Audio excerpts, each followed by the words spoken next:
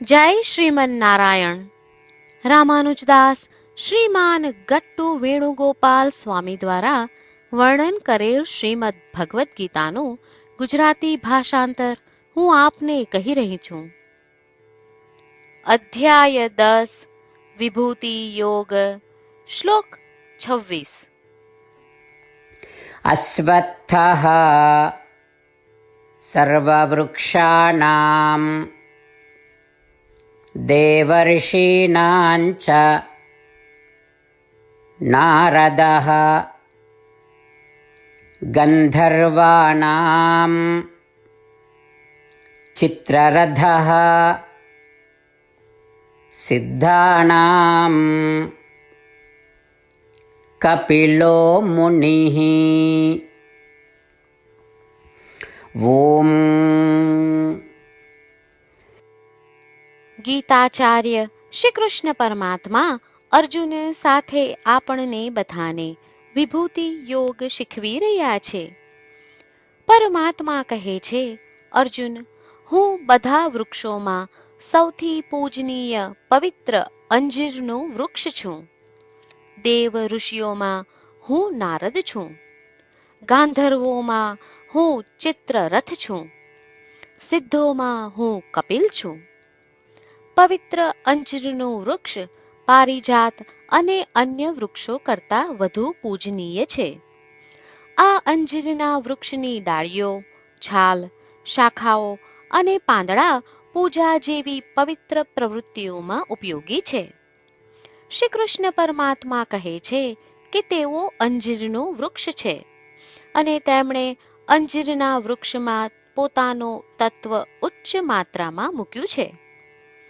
નારદ એ દિવ્ય ઋષિઓમાંના એક છે જે સમગ્ર વિશ્વમાં ભ્રમણ કરે છે. વિશ્વના કલ્યાણ માટે શ્રીમન નારાયણના દિવ્ય નામનો નિરંતર જાપ કરે છે અને શ્રીમન નારાયણની સર્વોચ્ચતા પણ સ્થાપિત કરે છે. શ્રી કૃષ્ણ પરમાત્મા કહે છે કે તેઓ નારદ મુનિ છે અને તેમણે નારદમાં તેમનું તત્વ ઉચ્ચ માત્રામાં મૂક્યું છે. કપિલને આદિ વિદ્વંસ સિદ્ધ રૂપે ઓળખવામાં આવે છે.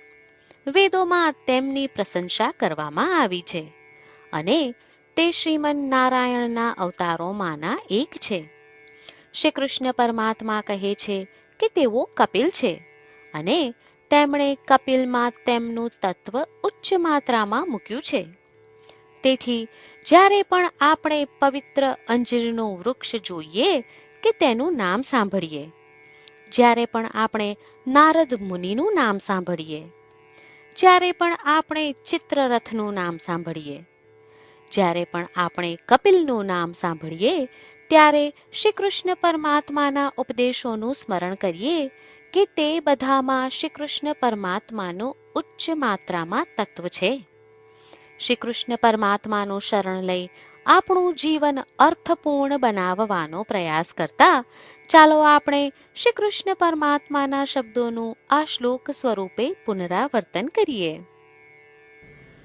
અશ્વત્થઃ સર્વવૃક્ષાણાં દેવર્ષીણાં ચ નારદઃ ગંધર્વાણાં ચિત્રરથઃ સિદ્ધાણાં કપિલો મુનિઃ.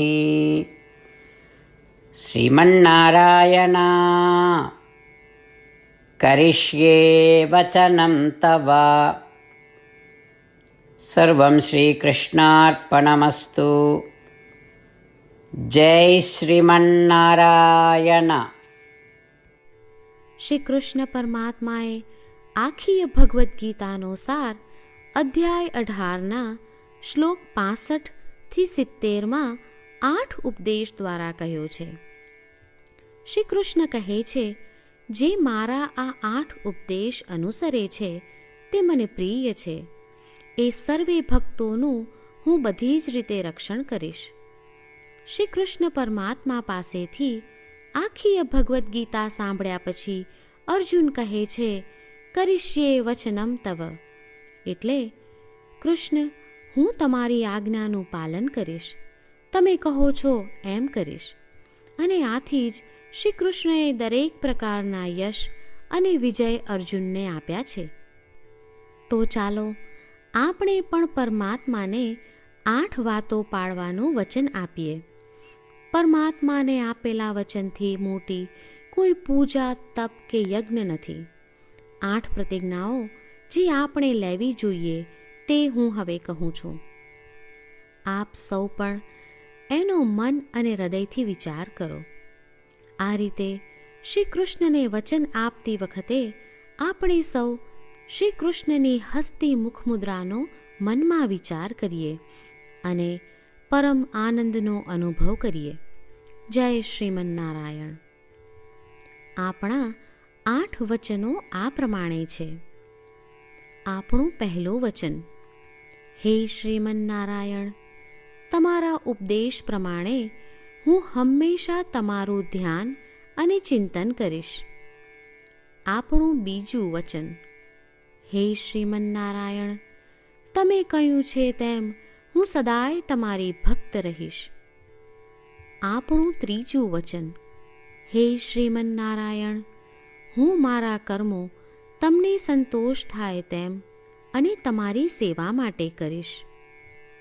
આપણું ચોથું વચન: હે શ્રીમન્નારાયણ, તમે અનુસરવા કહ્યું છે તેમ મને પૂર્ણ શ્રદ્ધા છે કે હું તમારી છું. હું સદાય મારા હાથ જોડી તમને નમસ્કાર કરીશ, તમારી ભક્તિ કરીશ. આપણું પાંચમું વચન: હે શ્રીમન્નારાયણ, હું તમારા શબ્દો યાદ કરું છું. મામેકમ શરણમ વ્રજ, તમે તમારી શરણમાં આવવા કહ્યું છે. શ્રીમન્નારાયણ, હું માત્ર તમારા જ શરણમાં છું. આપણું છઠ્ઠું વચન: હે શ્રીમન્નારાયણ, આપે કહ્યું છે મા શુચ, તમે અમને આશ્વાસન આપી શોક ન કરવા માટે કહ્યું છે. તો હું દુઃખી નહીં થાઉં, શોક નહીં કરું. આપણું સાતમું વચન: હે શ્રીમન્નારાયણ, અમારા કલ્યાણ અર્થે આપે શ્રીમદ્ ભગવદ્ ગીતા રૂપી આશીર્વાદ આપી અમારા સૌ પર કૃપા કરી છે. તો હું દરરોજ ઓછામાં ઓછો 1 શ્લોક વાંચીશ અથવા સાંભળીશ એવો સંકલ્પ લઉં છું. આપણું આઠમું વચન: હે શ્રીમન્નારાયણ, હું ગીતાના દૈવી શબ્દો એ ભક્તો સુધી પહોંચાડવાનો પ્રયત્ન કરીશ જેઓ ગીતાથી અજાણ છે. હે શ્રીમન્નારાયણ, તમે કહ્યું છે તેમ કરીશ, તમે કહ્યું છે એમ વર્તીશ અને તમારા માટે જ કર્મ કરીશ. શ્રીમન્નારાયણને આપેલું વચન કે દરરોજ તમે કહ્યું છે એમ કરીશું એ જ એક મહાન પૂજા છે. તો ચાલો આપણે સૌ દ્રઢ શ્રદ્ધા સાથે પ્રભુ પાસે એક સંકલ્પ લઈએ. શ્રીમન્નારાયણ, કરીશ્યે વચનમ તવ. શ્રીમન્નારાયણ, હું તમારી આજ્ઞાનું પાલન કરીશ. સર્વમ શ્રી કૃષ્ણાર્પણમસ્તુ. જય શ્રીમન્નારાયણ. અશ્વત્થઃ સર્વવૃક્ષાણાં દેવર્ષીણાં ચ નારદઃ ગંધર્વાણાં ચિત્રરથઃ સિદ્ધાણાં કપિલો મુનિઃ. ઓમ અશ્વત્થઃ સર્વવૃક્ષાણાં દેવર્ષીણાં ચ નારદઃ ગંધર્વાણાં ચિત્રરથઃ સિદ્ધાણાં કપિલો મુનિઃ. શ્રીમન્નારાયણ, કરિષ્યે વચનમ તવ. સર્વં શ્રીકૃષ્ણાર્પણમસ્તુ. જય શ્રીમન્નારાયણ. જય શ્રીમન્નારાયણ. તમામ ભક્તોને ખાસ વિનંતી: આપણા જીવનની દરેક બાબતોમાં આપણે તાત્કાલિક અને અસરકારક પરિણામો ઈચ્છીએ છીએ. આ પ્રાપ્ત કરવા માટે ચાલો દરરોજ 1 મિનિટ ફાળવીએ અને નારાયણાસ્ત્રમ વાંચીએ. નારાયણાસ્ત્રમ મેળવવા માટે તેની વેબસાઇટ જે www.narayanaastram.org છે તેના પર જાઓ અને રજિસ્ટ્રેશનમાં તમારું નામ અને ઈમેલ આપો. તમે આપેલા ઈમેલ પર તમને નારાયણાસ્ત્રમ PDF પ્રાપ્ત થશે. PDFમાં રામાયણનો 1 શ્લોક, ગીતાનો 1 શ્લોક અને એક વિષ્ણુ નામ છે. આ 3ને નારાયણાસ્ત્રમ કહેવામાં આવે છે. દરેક વ્યક્તિને આ શ્લોકોનું અલગ અલગ સંયોજન પ્રાપ્ત થાય છે.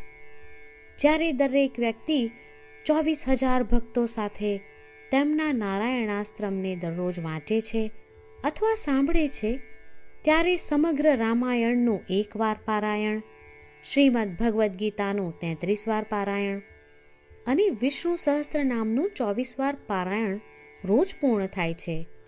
આ એક અદ્ભુત અને અસાધારણ પરિણામ છે. તેથી તમે અને તમારા પરિવારના સભ્યો તરત જ વેબસાઇટ પર જાઓ અને તમારું નારાયણાસ્ત્રમ મેળવો. જય શ્રીમન્નારાયણ.